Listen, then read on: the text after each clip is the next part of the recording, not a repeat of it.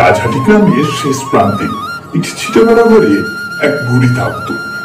বুড়ির কেউ কোথাও ছিল না। সারাদিন গ্রামে গ্রামে ভিক্ষা করে সন্ধ্যার পর ঘরে ফিরত। আজ থেকে 40-50 বছর আগে গ্রামগুলো যে কি চেহারা ছিল তা আশা করি কাউকে বুঝিয়ে বলতে হবে না।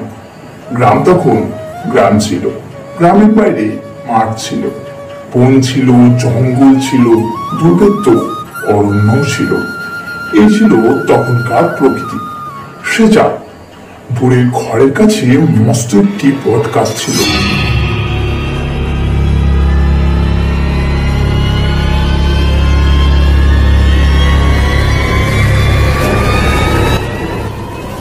আর সেই বট গাছের ছায়ার নিচেই ছিল বুড়ির কুড়ে ঘর। খুবই দুঃখে দিন কাটত তার। ভোরবেলা উঠে মাঠে গোবর কুড়োতো, কাঠ কুড়োতো, তারপর দুটো শুকনো মুড়ি জল দিয়ে ভিজিয়ে খেয়ে ভিক্ষেই বেরোতো। ভিক্ষেই বেরিয়ে দৌড়ে দৌড়ে ঘুরে যা জুটতো চাল, আলু, ডাল সমস্তকে একসঙ্গে রেঁধে খিচুড়ির মতো করে খেত। হঠাৎ একদিন বুড়ির মনে হলো সে যা কিছুই খায় খেয়ে তার পেট ভরে না। খাবার পর একটি ঘুম মারার পরেই খিদেই তার পেটটা আবার যেন চনচন করে উঠত। এই না দেখে বুড়ি ক্রমশ তার খাওয়া বাড়িয়ে যেতে লাগলো। কিন্তু কি আশ্চর্য, সে যত খেতে লাগলো ততই তার খিদে বাড়তে লাগলো। ক্রমশ ভাতের হাঁড়ির চেহারা বদল হতে লাগলো। কিন্তু না, তাতেও কোনো সুরাহা হলো না। 4 জনের রান্না একসঙ্গে রেঁধে খেয়েও তার পেট ভরাতে পারল না। তাই মনের দুঃখে একদিন গ্রামের 2-4 জন লোকের কাছে কথাটা বলেই ফেলল। সবাই শুনে অবাক হয়ে বলল,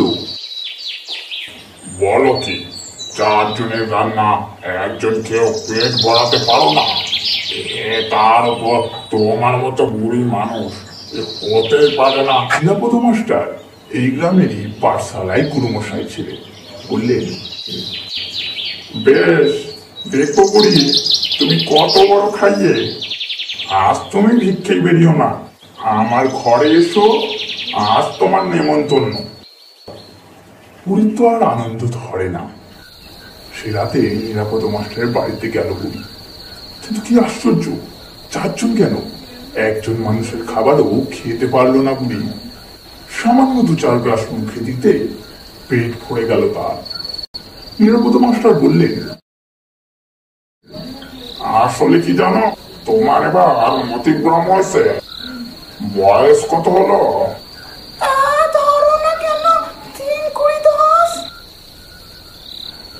তাহলে আর এমন কি, 70 বছর। চোখে দেখতে পাও?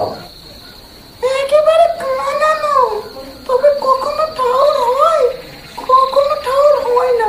কিন্তু বাবা বিশ্বাস করো, আমার কিছু হয়নি। ঘরে আমার খেয়ে পেট ভরে না। ভরবে ভরবে, আসলে তুমি বুড়ি মানুষ। নিজের ঘরে থাকো, চাল ডাল ঠিক মতো নাও না, এই আগে। কি বাবা, আমার সারাদিনের ভিক্ষের চাল সেটা কম নয়। এত বড় একটা হাঁড়িতে সব রেঁধে খাই, তবু পেট ভরে না। কিন্তু এই যে আমার এখানে পোয়াটের চালের ভাতও তুমি খেতে পারলে না। বুড়ি আর কি, আমার কষ্ট কেউ বুঝবে না, তাই বাড়ি ফিরে যাই।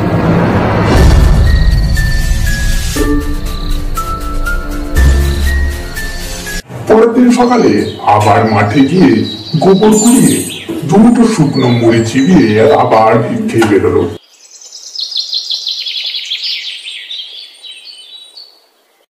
সারাদিন ভিক্ষে করে দিনের শেষে ঘরে ফিরে ভিক্ষের সমস্ত চাল, ডাল, আলু, বেগুন একসঙ্গে বড় হাঁড়িতে ফুটিয়ে নিয়ে খেতে বসলো।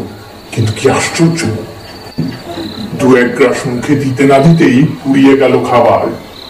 আর যা ঘটলো তা ভারী মজার। বুড়ি যখন খাচ্ছিল আর মনে মনে কাঁদছিল, তখন তার মনে হলো একটা অদৃশ্য হাত যেন তার পা থেকে মুখোমুখ করে খাবারগুলো তুলে খেয়ে নিচ্ছে। বুড়ি যতবার হাতটা ঠেলে দেয় ততবারই হাতটা আবারও চলে আসে সেই খাবারের কাছে। আমি বুঝতেও পারলো না কেন এমন হলো, আর কেই বা সব খেলো কতটা। বুড়ি পরের দিন গিয়ে বলল নিরাপদ মাস্টারকে। নিরাপদ মাস্টার বললেন, বলো কি, একটা হাত তোমার পাত থেকে খাবার তুলে খেয়ে নিল আর তুমি চুপ করে বসে বসে তা দেখলে? কি করবো বাবা? তা কিসে চিনতে পারলে? কি করে চিনবো? অন্ধকারে কিছু দেখা যায়? আমার ঘরে কিচ্ছু নেই। বুঝেছি, এ নিশ্চয়ই কোনো চোর ছাঁচড়ের কাজ। তা যদি হয় বাবা, তাহলে তো তার আসা যাওয়া বা মুখ নেড়ে খাওয়া সব ডুবে যান। কিন্তু শুধু একটা হাত ছাড়া আর তো কিছু টের পেলাম না অন্ধকারে। হাতটাকে যত ঠেলে দিই সেটা তত এগিয়ে আসে। নিরাপদ মাস্টার বলল, দেখো বুড়ি, তোমার কথা শুনে মনে হচ্ছে তোমার খাবার সত্যি কেউ খেয়ে নিচ্ছে, হয় কোনো চোর নয়তো হনুমানি। তোমার বাড়ির পাশে যে বট গাছটা আছে, সেই বট গাছে নিশ্চয়ই হয়তো হনুমান আছে, তাদেরই কাজ। না বাবা, হনুমান নয়। ও কাছে বাদর হনুমান মাঝে মাঝে আসে বটে, তবে সন্ধ্যে হলে দিঘির পাড়ে চলে যায়, এখানে থাকে না।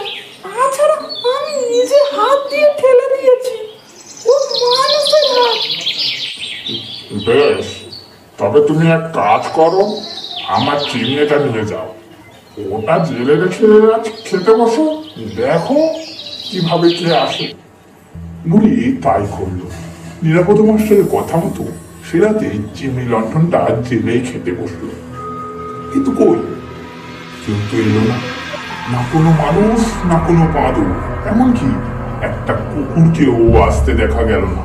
আর বুড়ি যে রান্না করেছিল তার প্রায় সবটাই ফেলা গেল, কেননা আলো জেলে খাবার ফলে কেউ না আসায় যেমনকার খাবার তেমনই রয়ে গেল।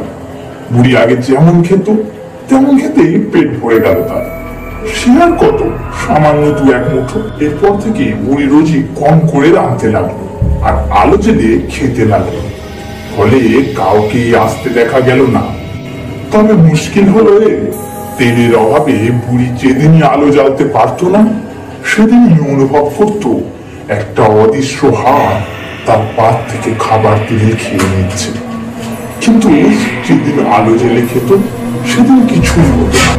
বুড়ি তার নিরাপদ মাস্টারের কথা মতো রোজই আলো জেলে খেতে লাগলো।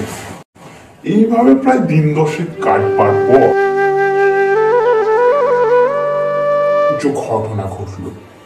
এক গভীর রাতে সবাই শুনতে পেল একটি করুণ কান্নার সুর।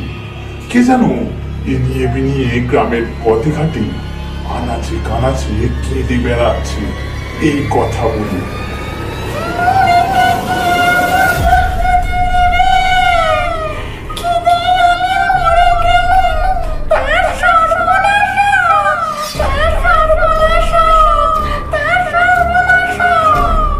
গ্রামের লোকেরা সবাই তখন সচকিত হয়ে উঠল। কে কে কাঁদে? কে ওর কেঁদে কেঁদে অভিশাপ দেয়, বিলাপ করে আর আমাদের মঙ্গলের কথা বলে? এক জ্যোৎস্না রাতে নিরাপদ মাস্টার দেখলেন দৃশ্যটা। রাত তখন 1টা। কি একটা কাজে বাইরে বেরিয়েছিলেন, এমন সময় দেখতে পেলেন একটা প্রকাণ্ড সাইজের কুলোর মতো কালো কিংকুতাকৃত বিচ্ছিরি চেহারা মানবাকৃতি কি যেন একটা বসে আছে। তার চেহারার তুলনায় হাত দুটো বিশাল। কুলোটা বাতাসে ভেসে ভেসে গ্রামের পথ পরিক্রমা করছে, আর সেই কিংকুতাকৃতি মার তার হাত দুটো তুলিয়ে কখনো নৌকোবার মতো আর কখনো কপাল চাপতে সুর করে কেঁদে কেঁদে বলছে,